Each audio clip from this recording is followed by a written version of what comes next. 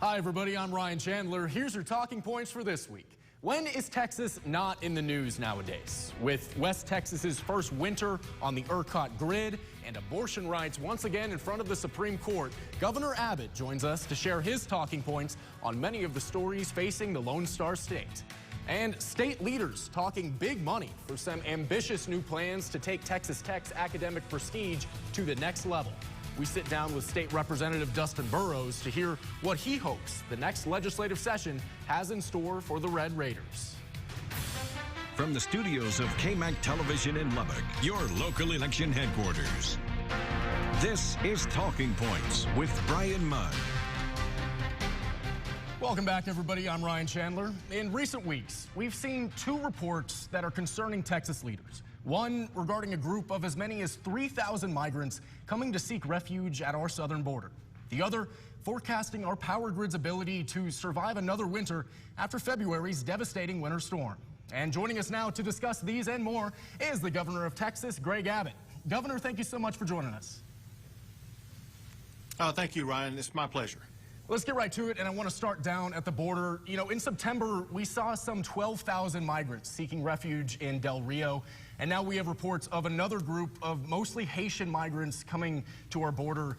So, Governor, what have we learned since September about how to handle and process these people efficiently and humanely? So the first thing we learned is that the Biden administration is doing absolutely nothing to stop it. You know, Congress has passed laws that require the President of the United States to use the executive branch and the Department of Homeland Security to secure the border.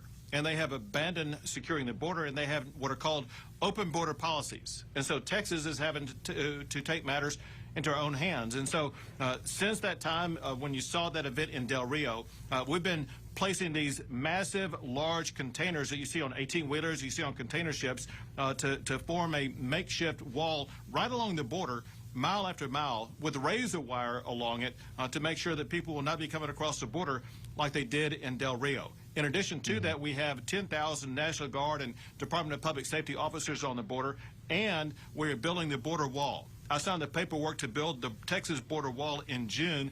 That border wall will begin to go up later this month. And so we're taking all the action that was needed. And I'll add one more thing real quick, and that is Texas brought a lawsuit against the Biden administration because the Biden administration eliminated the Remain in Mexico policy. We won that lawsuit in federal court, and beginning today and this weekend, the Biden administration is reinstating the Remain in Mexico policy that President Trump put in place. That should alleviate some of the flow coming across the border. Yeah, that is one change in federal policy we've seen since September is the reinstating of the Remain in Mexico policy. Will that change our policy at the statewide level? At the statewide level, it will not change our policy of working to make sure that we secure the border, because even though they will reinstate the Remain in Mexico policy, you could still have people coming across places that are not official checkpoints. Remember this, cartels make money off of everybody they can smuggle into the country. And the cartels, just because we have the Remain in Mexico policy, the cartels are not going to stop trying to make money. And they're going to try to continue to smuggle people into our country, and we must step up and make sure that we prevent the cartels from accomplishing their mission. All right, Governor, we'll be watching the border. I want to look ahead to 2022. Yeah, as I'm sure you well know, Beto O'Rourke is making the power grid a central issue of his campaign. And as we enter these winter months, this is going to be our first season here in Lubbock on the ERCOT grid. So how can you ensure West Texans that that is going to hold up and we're not going to see those catastrophic failures that we saw last year in the grid? I signed 12 new laws after that storm to make sure that our power grid is resilient and reliable and stable, even during the harshest of winter storms. And action has been taken already to make sure that is accomplished. In fact, I learned an update earlier today when I met once again with the chairman of the Public Utilities Commission, and he assures me that the power grid will be ready for the winter storm. Let me mention several things to let your audience know. As we gather and talk tonight, Texas has 15% more power generation capability. They have winterization of all key components of the entire power grid.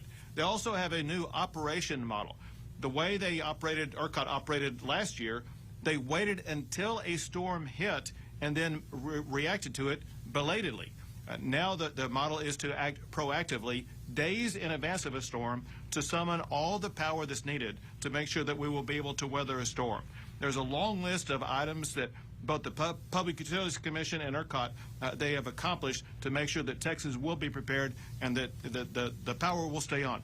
I do want to tell your audience one thing, and that is there are occasions when power lines may go down in Lubbock because of a windstorm or because a tree may fall on a power line, whatever the case may be. So someone may lose power to their house. That's not the power grid going down.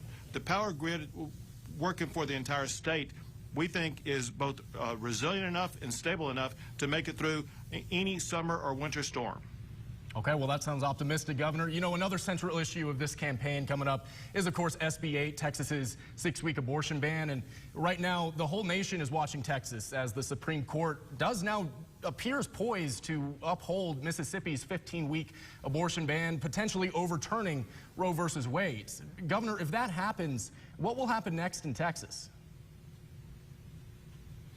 Well, you know, obviously that's a hypothetical question. First, I want to make clear that what you were talking about is the Supreme Court arguments about the Mississippi case, not the Texas case.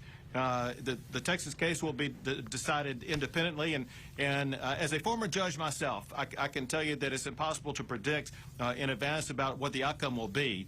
But just the approach that we have in the state of Texas is we want to protect innocent unborn life, and it was exactly the thought process behind the passage of the bill, to make sure that the life of children with a heartbeat will be saved. And so we're on the side of saving innocent life. So should the Supreme Court turn around and say 15 weeks in Mississippi is acceptable, or go as far as to significantly dismantle Roe versus Wade, will SB 8, the 6-week ban, stay in place in Texas, or will you encourage the legislature to take farther steps? Well, actually, there was a separate bill that was passed by the state legislature. It's called the Trigger Bill, and what that means is that to whatever extent the Supreme Court alters the rules for abortion for any particular state, that alteration will immediately apply in the state of Texas. And so whatever the Supreme Court decides in the Mississippi case will apply in Texas. So that'll be automatic. Okay, thank you. One last question for you real quick. That'll be automatic based. Sure. Yes, Governor. One last question for you, looking to a local issue here. You know, I know you're a Longhorn, as am I, but this is Red Raider country around here, and we have talked a lot recently about the Permanent University Fund. I know our representatives here, Senator Perry and Representative Burrows, have been arguing that should be amended, especially after Texas moved to leave the Big 12.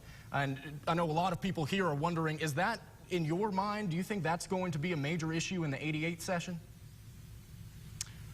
Well, listen, it is. Let me tell you first what we were able to do during the special session, and that is we provided about $450 million in funding to Texas Tech. However, I worked with Representative Burrows as well as the chairman for the House Appropriations Committee, because what I want to achieve is I want to provide a $1 billion endowment to Texas Tech. That will almost double the amount of the endowment they have already. That will help elevate Texas Tech to be what's called AAU status. AAU status is the top-level status of universities in the United States of America. Our goal is to get Texas Tech University to that status. All right, well, I know the Red Raiders here will be very happy about that. Governor Abbott, thank you so much for joining us. Guns up. You can do guns up and horns up at the same time, Governor. That's right. Well, thank you so much for joining us, everybody. We'll be right back.